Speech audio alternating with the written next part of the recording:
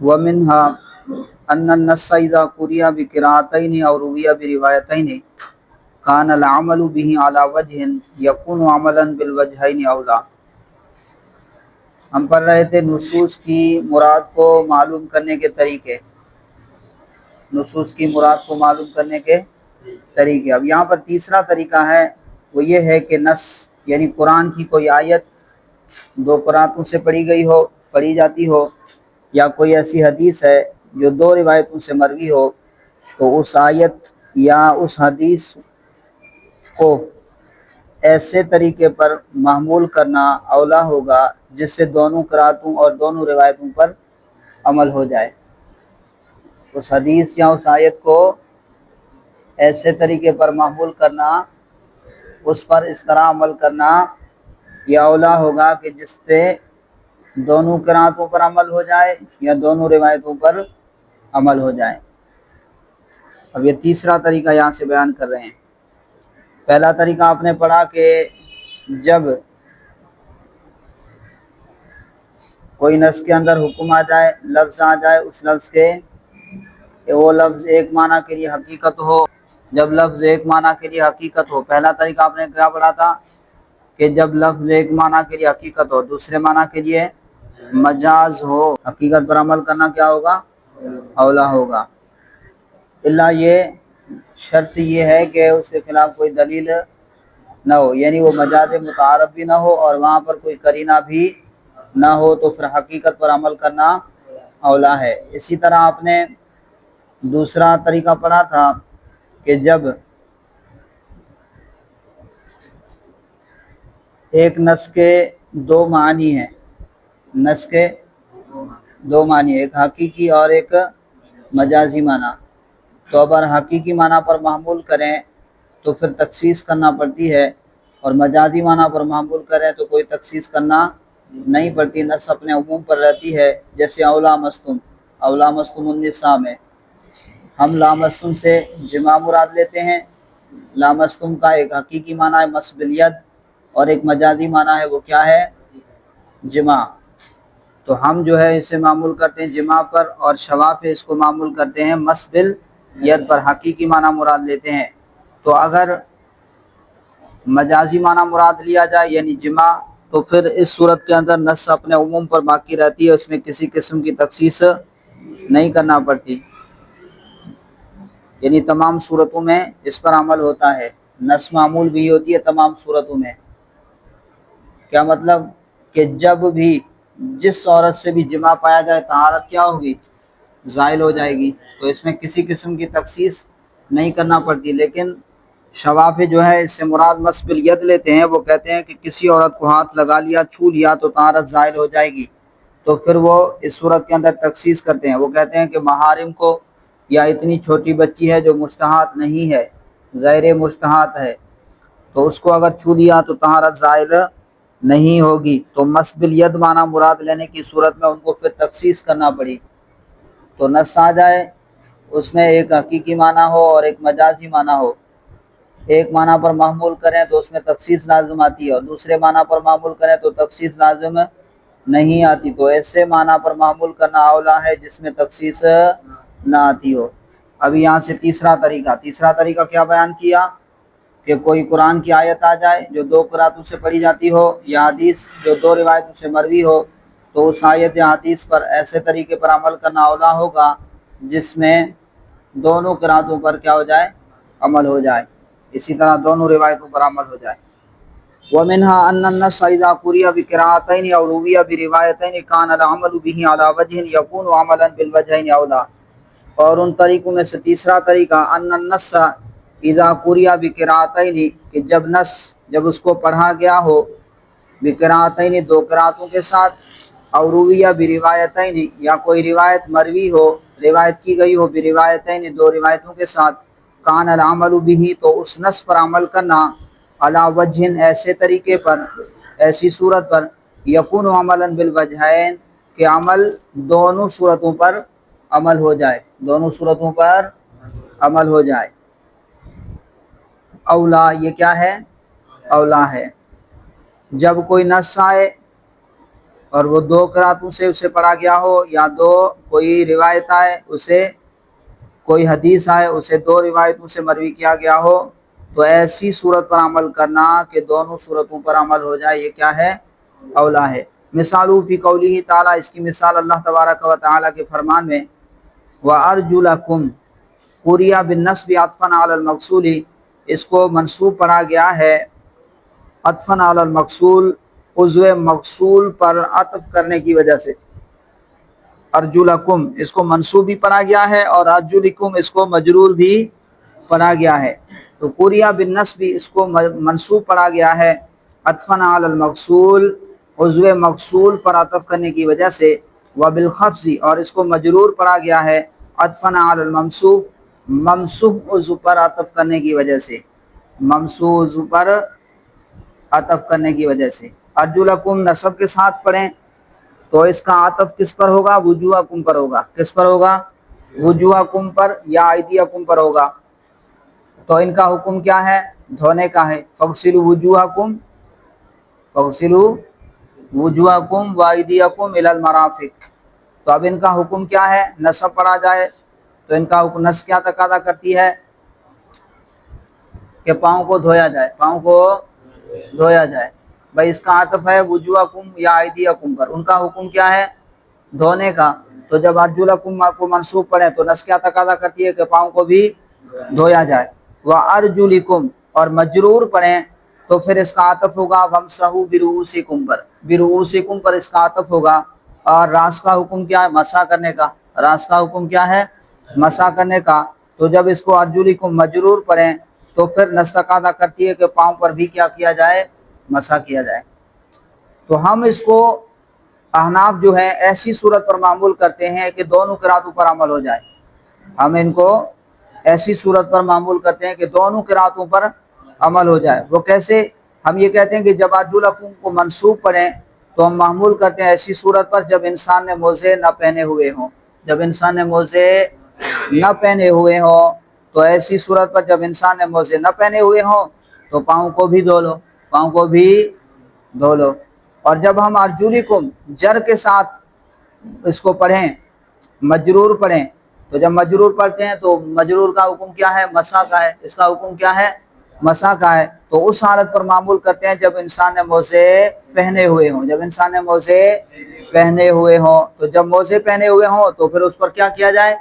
مسح کیا جائے۔ تو ارجلکم پڑھیں تو اس کو ہم اس حالت پر منصوب کرتے معمول کرتے ہیں جب انسان نے موزے نہ پہنے ہوئے ہوں، اور جب ارجلکم پڑھیں تو ہم اس کو اس صورت پر معمول کرتے ہیں جب انسان نے موزے پہنے ہوئے ہوں۔ تو ارجلکم جب منصوب پڑھتے ہیں تو نصب تقاضا کرتی ہے کہ پاؤں کو دھو لو، اور جب اس کو مجرور پڑھیں تو نصب تقاضا کرتی ہے کہ پاؤں کا مسح کر لو۔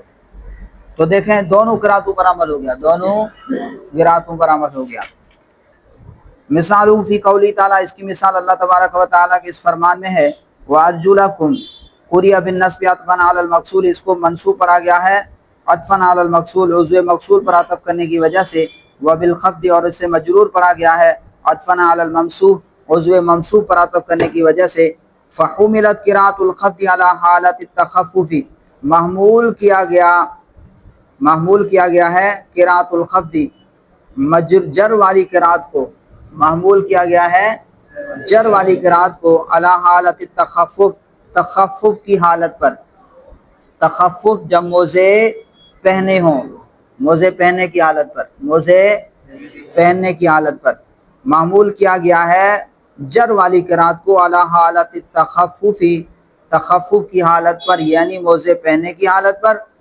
وقراءۃ النصب علی حالت عدم التخفف، اور نصب والی قراءت کو معمول کیا گیا ہے علی حالت اس حالت پر عدم التخفف، عدم تخفف پر، عدم تخفف کی حالت پر معمول کیا گیا ہے جب اسے منصوب پڑھا جائے۔ قراءت نصب والی قراءت کو معمول کیا گیا ہے علی حالت عدم التخفف، عدم تخفف کی حالت پر، یعنی جب موزے نہ پہننے کی حالت پر، موزے نہ پہننے کی حالت پر، اسے کس پر جو ہے نصب والی قراءت میں معمول کیا گیا ہے عدم تخفف پر، عدم تخفف یعنی موزے نہ پہننے کی حالت پر۔ وباعتبار هذا المعنى قال البعض جواز المسح ثبت بالکتاب، اور اس معنی کا اعتبار کرتے ہوئے قال البعض، بعض فقہاء احناف نے کہا جواز المسح ثبت بالکتاب، کہ مسح کا جواز جو ہے وہ کتاب اللہ سے ثابت ہے۔ اس وجہ سے ہمارے بعض فقہاء فرماتے ہیں کہ مسح کا ثبوت کتاب اللہ سے، کس سے ہے؟ کتاب اللہ سے ہے۔ وارجلکم، یہ قرات جو بتا رہی ہے کہ پاؤں پر مسح کر لو، پاؤں پر مسح کر لو جب موزے پہنے ہوئے ہوں، جی جب موزے پہنے ہوئے ہوں، تو پھر ارجلکم یہ قرات کیا تقاضا کرتی ہے کہ پاؤں پر مسح کر لو۔ لیکن عام مشائخ ہمارے جو ہیں، عام مشائخ فقہاء احناف فرماتے ہیں کہ مسح علی الخفین کا ثبوت کتاب اللہ سے نہیں ہے، بلکہ حدیث مشہورہ سے، بلکہ حدیث مشہورہ سے۔ اس میں جو ہے نا 60 سے بھی زائد قول ہیں، بعض نے تو 80 تک لکھا ہے۔ امام حسن بصری کا قول ہے کہ وہ مجھے فرماتے ہیں کہ مجھے 70 صحابہ سے حدیث بیان کی ہے، اور علامہ عینی لکھتے ہیں کہ مسح علی الخفین کی حدیث روایت کرنے والے صحابہ کرام کی تعداد جو ہے 80 تک جا پہنچتی ہے۔ بہرحال عام مشائخ، عام فقہاء فرماتے ہیں کہ مسح علی الخفین کا ثبوت جو ہے وہ کتاب اللہ سے نہیں بلکہ حدیث مشہورہ سے ہے۔ وَكَذَلِكَ قَوْلُهُ تَعَالَى حَتَّى يَطْهُرْنَ قُرِئَ بِالتَّشْدِيدِ وَالتَّخْفِيفِ، یطہرنا اور یطہرنا، یطہرنا تخفیف کے ساتھ بھی پڑھا گیا ہے اور یطہرنا تشدید کے ساتھ بھی پڑھا گیا ہے۔ وَلَا تَقْرَبُوهُنَّ حَتَّى يَطْهُرْنَ، ان کے قریب نہ جاؤ، اپنی عورتوں کے قریب نہ جاؤ یہاں تک کہ وہ پاک ہو جائیں، یہاں تک کہ وہ پاک ہو جائیں۔ اور ایک قرات ہے حتی یطہرن، ان کے قریب نہ جاؤ، ان سے قربت نہ کرو، صحبت نہ کرو یہاں تک کہ وہ خوب پاک ہو جائیں، یہاں تک کہ وہ خوب پاک ہو جائیں۔ تو اب یہاں پر دیکھیں حتی یطہرن، وہ پاک ہو جائیں، یہاں تک کہ وہ پاک ہو جائیں، یعنی جب یہ قرات تقاضا کرتی ہے کہ جب مطلق پاکی حاصل ہو جائے، جب مطلق پاکی حاصل ہو جائے۔ اور حتی یطہرن تشدید کے ساتھ، اس کا معنی یہاں تک کہ وہ خوب پاک ہو جائیں، اور خوب پاکی کب ہوگی؟ غسل سے حاصل ہوگی۔ کب ہوگی؟ غسل سے حاصل ہوگی۔ تو تشدید والی قرات تقاضا کر رہی ہے کہ تب تک، جب تک بیوی غسل نہ کر لے، حیض کے بعد خاوند کے لیے قریب جانا جائز نہیں ہے، قربت کرنا جائز نہیں ہے۔ اور یطہرنا والی قرات تقاضا کر رہی ہے کہ جب مطلق پاکی حاصل ہو گئی تو اب خاوند کے لیے قربت کرنا، صحبت کرنا جائز ہے۔ جب مطلق پاکی حاصل ہو گئی تو قربت کرنا جائز ہے۔ اور یطہرنا تشدید والی قرات تقاضا کر رہی ہے کہ جب تک بیوی غسل نہ کر لے حیض کے بعد تو جو ہے خاوند کے لیے قریب جانا، قربت کا کرنا جائز نہیں ہے۔ اب ہم جو ہے دونوں قراتوں پر عمل کرتے ہیں، اس طرح کہ حیض کی زیادہ سے زیادہ مدت کتنی ہے؟ 10 دن۔ کتنی ہے؟ 10 دن۔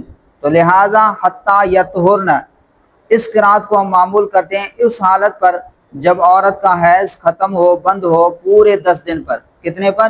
پورے 10 دن پر بند ہو تو اس پر ہم معمول کرتے ہیں۔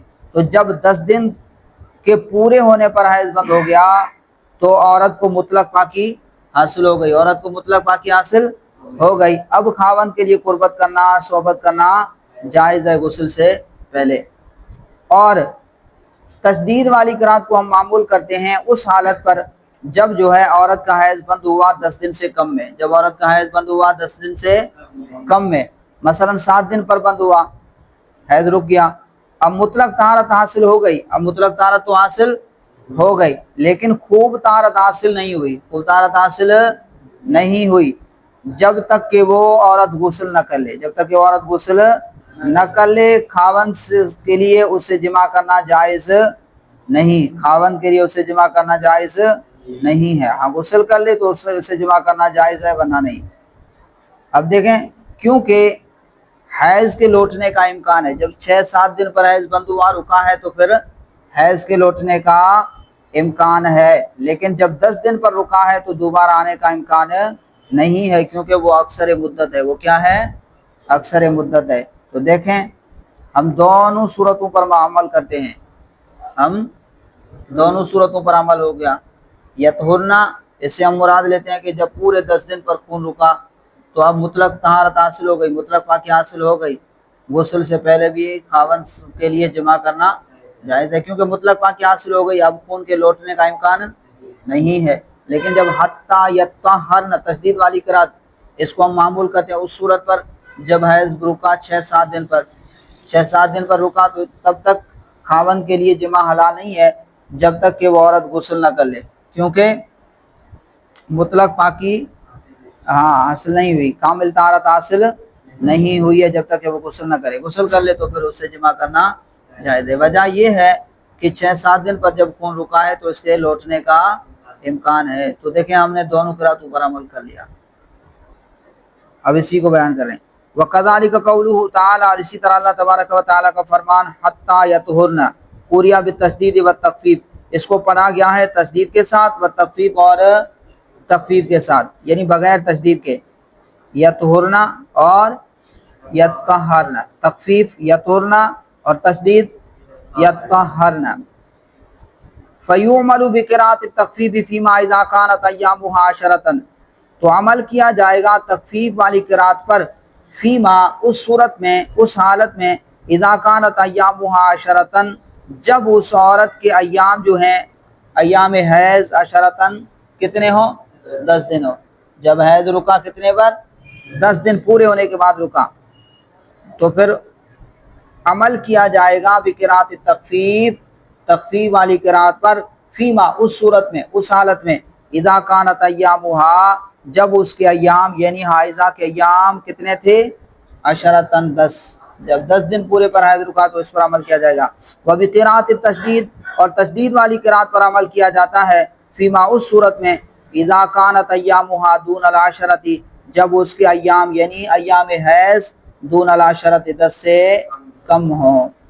وعلیٰ اور اسی بنا پر قال اصحابنا, ہمارے فقہا فرماتے ہیں اذا انقطع دم الحیض, جب منقطع ہوا رکا دم الحیض, حیض کا خون, لیاقل من 10 ایام, لیاقل من 10 ایام 10 دن سے کم پر, جب حیض رکا ہے 10 دن سے کم پر, لم یجوز وط الحیض, تو وطی جائز نہیں ہے, لم یجوز جائز نہیں ہے وط الحیض, حائضہ سے وطی کرنا, حتیٰ تغتسل, یہاں تک کہ وہ غسل کر لے, حائضہ غسل کر لے.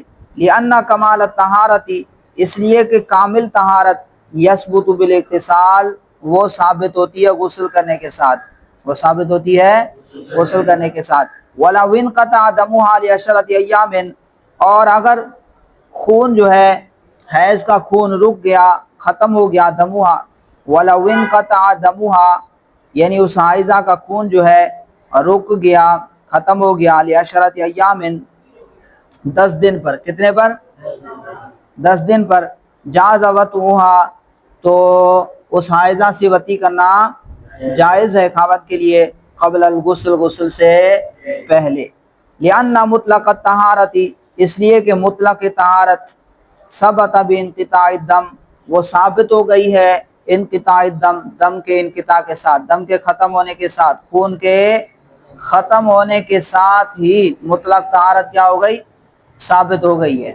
کیونکہ اب خون لوٹنے کا امکان نہیں ہے, یہ تو کیا ہے, اکثر مدت ہے, زیادہ سے زیادہ 10 دن ہے, وہ 10 دن پورے ہو گئے, اب خون لوٹنے کا امکان ہی نہیں ہے, تو مطلق طہارت تو حاصل ہو گئی ہے, لہذا خاوند کے لیے غسل سے پہلے بھی وطی کرنا جائز ہے. لہذا قلنا, اور اسی وجہ سے ہم نے کہا اذا انقطع دم الحیض, جب منقطع ہوا حیض کا خون, لعشرۃ ایام 10 دن پر, 10 دن پر, پورے 10 دن پر جب حیض کا خون منقطع ہوا, رکا, فی آخری وقت الصلاۃ, نماز کے آخری وقت میں, تلزمها فریضۃ الوقت, تو اس عورت پر اس وقت کی فرض نماز لازم ہوگی.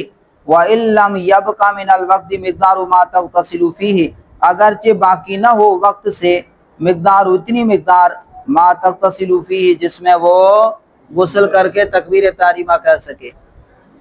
یعنی نماز کا ٹائم بچا ہے 5 منٹ, اور اس سے عورت کو پاکی حاصل ہو گئی, اور خون رکا پورے 10 دن پر, 10 دن پورے ہوئے, حیض کا خون منقطع ہو گیا، ختم ہو گیا، اب نماز کے ٹائم میں صرف 5 منٹ بچے ہیں، مثلا ظہر کا وقت ہے، اس میں کتنا ٹائم بچا باقی؟ صرف 5 منٹ، تو اب اس میں اتنا وقت نہیں ہے کہ وہ غسل کر کے تکبیر تحریمہ کہہ سکے، لیکن کیونکہ اسے مطلق جو ہے پاکی حاصل ہو چکی ہے، مطلق پاکی حاصل ہو چکی ہے، لہٰذا اس وقت کی فرض نماز اس پر لازم ہو جائے گی، اسے اس کی قضا کرنی پڑے گی۔ حالت حیض میں تو نمازوں کی قضا نہیں ہوتی نا، حالت حیض میں نمازوں کی قضا نہیں، لیکن روزوں کی قضا کرتی ہے۔ تو اب دیکھیں، جب حیض کا خون رکا پورے 10 دن پر اور نماز کے وقت میں صرف چند منٹ باقی ہیں، اتنا وقت نہیں کہ غسل کر کے اس وقت میں تکبیر تحریمہ کہہ سکے، تو اس صورت میں اس کو مطلق طہارت حاصل ہو گئی ہے، لہٰذا یہ نماز جو ہے اس پر لازم ہو گئی اور اس کی قضا اس کو پڑھنی پڑے گی، کرنی پڑے گی۔ اور اگر حیض جو ہے 10 دن سے کم پر رکا ہے اور چند منٹ نماز میں باقی بچے ہیں جی، اور اتنا وقت نہیں ہے کہ جس میں جو ہے تکبیر تحریم غسل کر کے تکبیر تحریمہ کہہ سکے، تو یہ اس وقت کی نماز بھی اس پر لازم نہیں ہے۔ ہاں اگر اتنا وقت ہے کہ وہ غسل کر کے تکبیر تحریمہ پڑھ سکے تو پھر اس وقت کی نماز اس پر لازم ہو جائے گی۔ اتنا وقت ہے کہ جس میں 10 دن سے کم میں رکا، لیکن اتنا وقت ہے کہ جس میں غسل کر کے تکبیر تحریمہ کہہ سکے، تو یہ نماز اس پر لازم ہو جائے گی۔ اگر اتنا وقت نہیں تو نماز بھی لازم نہیں ہوگی، لیکن جب 10 دن پورے پر رکا پھر چند منٹ بچے ہیں، اتنا وقت نہیں کہ اس میں غسل کر کے جو ہے تکبیر تحریمہ کہہ سکے، پھر بھی اس پر نماز کی قضا واجب ہوگی، کیونکہ اس کو مطلق پاکی حاصل ہو گئی ہے۔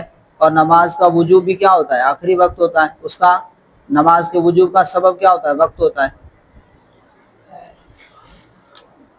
اب اسی مسئلے کو بیان کر رہے ہیں، وَلِهَٰذَا قُلْنَا، اسی وجہ سے ہم نے کہا اِذَا انْقَطَعَ دَمُ الْحَیْض، جب حیض کا خون رکا، منقطع ہوا، لِعَشْرَةِ أَیَّامٍ 10 دن پر، فی آخری وقت الصلاۃ، نماز کے آخری وقت میں، تلزمھا فریضۃ الوقت، تو اس وقت کی فرض نماز اس عورت پر لازم ہوگی، وَإِن لَّمْ يَبْقَ مِنَ الْوَقْتِ مِقْدَارُ مَا تَغْتَسِلُ فِیہ، وَإِن لَّمْ يَبْقَ، اور اگرچہ باقی نہ ہو، من الوقت، وقت سے، مقدار ما تغتسل فیہ، اتنی مقدار جس میں وہ غسل کر سکے، پھر بھی اس پر نماز کیا ہو جائے گی؟